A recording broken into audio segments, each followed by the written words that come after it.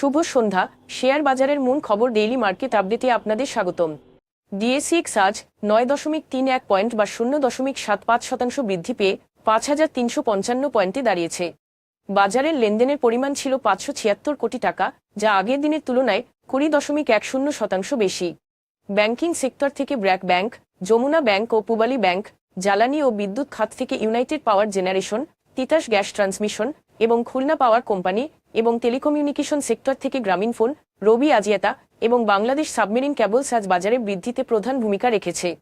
Sector অনুসারে লাভের পরিপ্রেক্ষিতে সকল সেক্টরই আজ লাভজনক অবস্থানে রয়েছে, যার মধ্যে জ্বালানি ও বিদ্যুৎ খাতে সর্বোচ্চ 2.75% লাভ হয়েছে, যেখানে টেক্সটাইল খাত 2.03% দ্বিতীয় সর্বোচ্চ লাভ করেছে।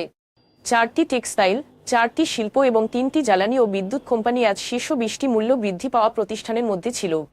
ওয়েস্টার্ন মেরিন শিপইয়ার্ড, আমান ফিড এবং খুলনা পাওয়ার কোম্পানি সর্বোচ্চ লাভ করেছে, যেখানে তসরিফা ইন্ডাস্ট্রিজ লিমিটেড, রানার অটোমোবাইলস এবং গ্লোবাল হেভি কেমিক্যালস আজ সর্বোচ্চ মূল্য হারায়। ওয়েস্টার্ন মেরিন শিপইয়ার্ড আজ তার ত্রিয়র প্রান্তিকের আর্থিক প্রতিবেদন প্রকাশের পর শেয়ারের দামে উল্লেখযোগ্য বৃদ্ধি পেয়েছে, যেখানে এর ইপিএস 2023 সালের তুলনায় 2024-এ 200% বৃদ্ধি পেয়েছে। রানার অটোমোবাইলসের প্রথম প্রান্তিকের আয়ের বিবরণী প্রকাশের পর আজ এর শেয়ারের দরপতন হয়েছে, যেখানে কোম্পানিটি 2024 সালে নেগেটিভ ইপিএস প্রকাশ করেছে। যদিও 2023 সালের তুলনায় ইপিএসের উন্নতি হয়েছে, তবে এটি নেগেটিভ রয়ে গেছে, সম্ভবত বিনিয়োগকারীদের প্রত্যাশা পূরণে ব্যর্থ হওয়ায় এর শেয়ারের দাম কমেছে বলে ধারণা করা হচ্ছে। তসরিফা ইন্ডাস্ট্রিজের প্রথম প্রান্তিকের আয়ের বিবরণী প্রকাশের পর এর শেয়ার দর হ্রাস পায় এবং এর নেগেটিভ ইপিএস 79% বেড়েছে। তবে বাকি শেয়ারগুলির মূল্য পরিবর্তনের কোনো মূল্য সংবেদনশীল তথ্য প্রকাশ করা হয়নি। City general insurance, argon denims এবং দেশ জেনারেল ইন্স্যুরেন্সের লেনদেন গত 3 মাসের গড় লেনদেনের তুলনায় আজ উল্লেখযোগ্যভাবে বৃদ্ধি পেয়েছে। আর্গন ডেনিমস প্রথম প্রান্তিকের আর্থিক প্রতিবেদন প্রকাশের পরের লেনদেন উল্লেখযোগ্য বৃদ্ধি পেয়েছে এবং ইপিএস 55% বৃদ্ধি পেয়েছে। আয়ের এই উল্লেখযোগ্য প্রবৃদ্ধি বিনিয়োগকারীদের আগ্রহ এবং লেনদেন বৃদ্ধিতে অবদান রেখেছে। তবে বাকি শেয়ারগুলোর লেনদেন বৃদ্ধি স্বাভাবিক কোন কারণ জানা যায়নি। আজকের শীর্ষ দুটি সংবাদ। আইএমএফ বাংলাদেশ ব্যাংককে মুদ্রাস্ফীতির দ্বিতীয় ধাপের প্রভাব মোকাবিলা করার পরামর্শ দিয়েছে, যেখানে ক্রমবর্ধমান দ্রব্যমূল্য মজুরির চাহিদা আরও বাড়িয়ে তুলছে এবং সামগ্রিক মূল্য বৃদ্ধি ফলে অর্থনীতিতে মুদ্রাস্ফীতির চাপ বেড়েই চলেছে।